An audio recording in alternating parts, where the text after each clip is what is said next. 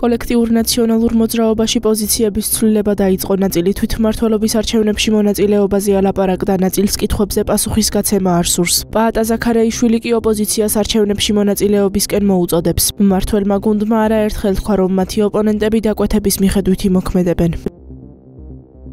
ჩვენ გვაქვს ყველაზე კაფე ოპოზიცია პოლიტიკურ ძალებს შორის ბოლო ერთი თვის მანძილზე ამ საკითხთან დაკავშირებით გამომდინარე იქიდან რომ ამ პოლიტიკურ მოცემულობაში შეუძლებელია საარჩევნო პროცესში ჩაერთო. მე ვისურვებდი და უკეთესი იქნება პროცესისთვის რომ ბევრად უფრო კაფეო და ერთიანი იყოს პოზიცია, რაც ნაკლებ სივრცეს გააჩენს მათ შორის ზედმეტი კითხვებისთვის და პრეტენზიებისთვის. ოპოზიციის იმ ნაწილს, რომელსაც ჯერ არ აქვს ჩამოყალიბებული პოზიცია, არის ერთ-ერთი მიზეზი, რომ ისინი ელოდებიან დავალებას მიიღებენ ისინი გარედან, როცა ჩვენ საუბრობთ კოლექტიურ ნაციონალიზმაზე, საუბრობთ მათ გარედან მხარდაჭერაზე, დაფინანსებაზე, სწორად აღმოს გულისხმობ, რომ ვერ ბედავენ დამოუკიდებლად გადაწყვეტილების მიიღებას მიიღონ თუ არა არჩევნებში მონაწილეობა, თუმცა ნებისმიერ შემთხვევაში ისინი ერთად მიიღებენ არჩევნებში მონაწილეობას, ცალ-ცალკე ჩვენთვის არსებითი მნიშვნელობა არ აქვს, ჩვენ მზათა ვართ კიდევ ერთხელ ვთხოვოთ 64-ვე მუნიციპალიტეტში მხარდაჭერა ჩვენ სამორჩევლებს გავიმარჯვოთ თვითმმართველობის არჩევნებში, თუმცა ასეთი გაურკვეველი დამოკიდებულება ადასტურებს ერთადერთს, რაზე ჩვენ მუდმივად საუბრობდით, რომ